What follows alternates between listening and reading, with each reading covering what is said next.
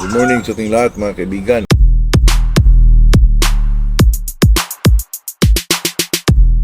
Ito na naman tayo sa ating usapang magmamano po. Bago tayo mag-umpisa mga kaibigan ay shout out muna tayo kay Pablito Imbo, John Imbo ng Negros Oriental, Void, Toronto, Canada, Gaudencio Junior Malsi, at saka itong kaibigan natin na si Putsulo Katura po. Busing, ang ganda ng manok mo na ano po, yung Halsey Gray. Nakita ko po, ang ganda. Kaya good morning sa ating lahat mga kaibigan. Yung nagtanong doon sa mga, doon about kahapon mga kaibigan, ay yung pagkain na yun, ano yun mga kaibigan, yung Royal Fancy po, at saka itong King Cutter mga kaibigan. Itong pag-usapan natin ngayon mga kaibigan ay itong bloodline na butcher po, kung saan galing, kung ano. Kasi itong butcher mga kaibigan ay alam naman natin lahat na itong butcher ay isa sa mga foundation ng ano po, ng limon. Isa siya sa mga sangkap sa bloodline na limon po. Ito namang butcher mga kaibigan, ako nakamanok ako nito dati. Talagang ano ang ano nito, talagang superb ang cutting mga kaibigan. At saka yung butcher na nahawakan kumigan ay pula at saka white leg yun mga kaibigan. Yun naman ay alam mo na, pero ang butcher ko dati mga kaibigan, talagang ginawa kong budkak sib.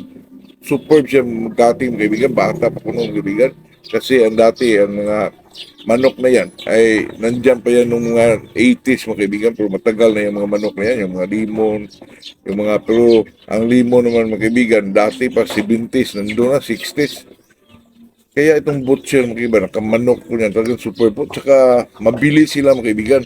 Kasi itong manok na ito mga kaibigan ay na-originate ito sa New York mga kaibigan. New York yung pangalan ng naka-develop nito ay itong si Bill Mars mga kaibigan.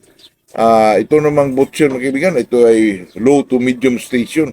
Pero ang cutting nito mga kaibigan superb kasi medyo mataas yung thigh niya mga kaibigan. At saka medyo short yung shank niya, yung dito niya mga kaibigan, thigh dito sa leg po. Kaya itong manok ito, kaya ngayon sa ating nowadays, talagang kung maghanap ka, lalo na pag sa mga big time, ay talagang ano talagang pipiliin lang mga kaibigan, medyo mahaba itong thigh or leg. Kasi ang tawag nga ito shank, talagang dito ang mahaba po. Kaya yun ang ano sa butcher mga kaibigan, kaya superb ang cutting ng isang butcher po kahit siya low to medium station lang. Alam naman natin na sangkap sa limon, kaya ang limon siguro hindi masyado matataas po, hindi siya mataas po na manok. Kaya itong butcher naman mga kaibigan, ito na-develop ni Phil Mars po, taga New York ito mga kaibigan. Kaya tinatawag itong butcher kasi itong mga taong to, itong Phil Mars, at saka itong anak niya na pangalan ay Bill, sila po ang naglaban itong kaibigan. Ang entry name nila ay butcher kasi sila po ay nag-operate ng meat sa market po, itong mag-ama na ito. Saka kaya ang tinatawag nilang yung entry name nila pag sila ay sumasali sa mga labanan kaibigan ay butcher. Kaya tinatawag na butcher itong manok na ito kaibigan. Ay tayo na may nag-research diyan.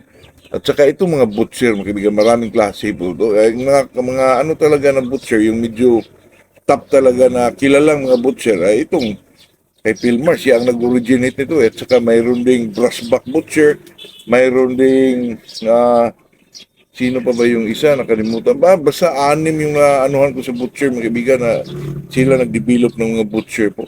At saka itong si Phil Mars, ito talaga nag-original na gumagawa ng butcher mga kaibigan.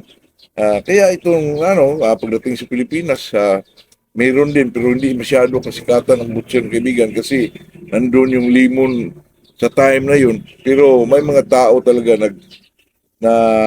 naghawak ng butcher na ito kasi maganda ito mga kaibigan. I-cross mo ito sa mga kung ano mang, di ko lang alam kung nag-nick ito sa sweater or round head ba, kasi super talagang cutting ito mga kaibigan at saka mabilis.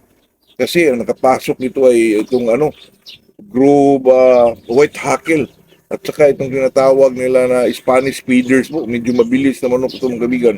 Kaya ganun ang estilo pag-away ng butcher mga kaibigan. Pero ito'y medium station to low lang mga kaibigan. Kaya itong manok na to hanggang ngayon ay kaya ito parang sumisikat to ngayon kasi mayroong dinidevelop si Montero ng butcher niya ngayon.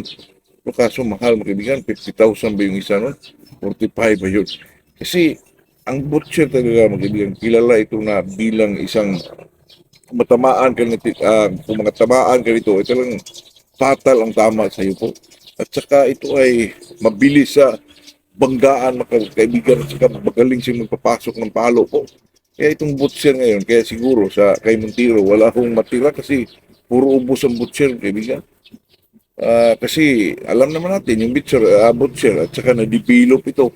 Di na masyado, ano po, regular na talaga, height niya. Nakita ko yung may butcher na inano dun sa, ano, kay Montero. Parang mataas na po. Pero di lang natin alam. Alam mo na, itong breeder talaga eh. Talagang mga malilikot na ano, para gumanda lang isang bloodline po. Kaya itong butcher, maganda talaga ito. Pasok sa mga manok natin, lalo na sa mga light colored chickens. Di ko lang alam, mga kaibigan, kung mag-nick ba ito sa sweater or ano ba yung mga round head na ano, pasukan natin. Pero baka mag-click ito mga kaibigan kasi ang ano lang natin dito ay yung palo ng isang manok na talagang super po at saka mabilis. Kaya itong manok na itong kaibigan na anuhan natin, na topic natin kasi may nag-comment sa akin na topic na itong butcher at saka itong butcher naman mga kaibigan. Nakamanok ako nito 2 beses po at saka magaling talaga sa hindi siya masyado mataas yung pan kaibigan pero mabilis po. Mabilis kung magbangga mga kaibigan. Siyempre may yung tinatawag nila Spanish speeders. Speeders talagang speed to mga kaibigan. Hindi ko lang alam kung ganun ba talaga.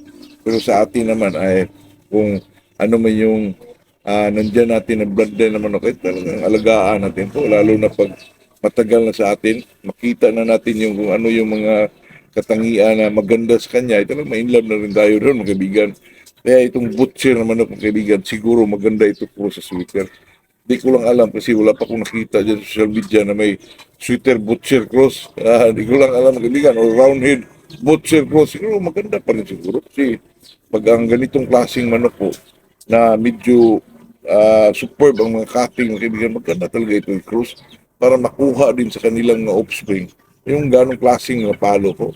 Yan lang po, yan lang ang ating